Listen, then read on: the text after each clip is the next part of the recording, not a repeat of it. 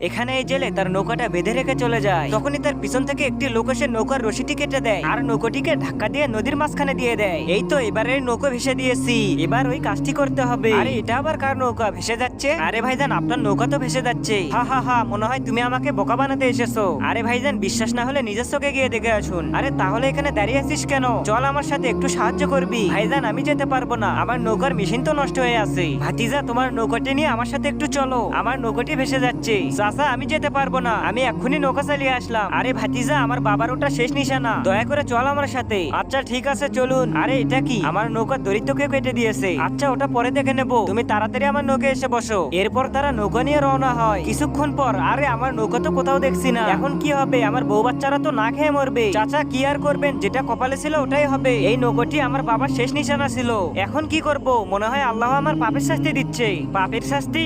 তুমি আবার কি পাপ করলে? আর আগে দেখবো